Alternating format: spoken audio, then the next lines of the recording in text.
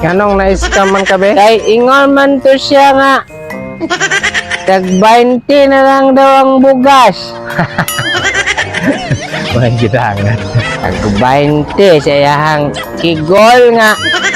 Mara niya akong napalit sa 20 oh. Silan yun yung pagka butang nga oy. Anya, maboto pa ka ni Bingbong Pastor.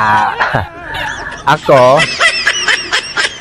never again Di nagyud ko mo usahan. Gagam, na-scam ka no. Na-scam Ito pa. Kaya Pastor pa.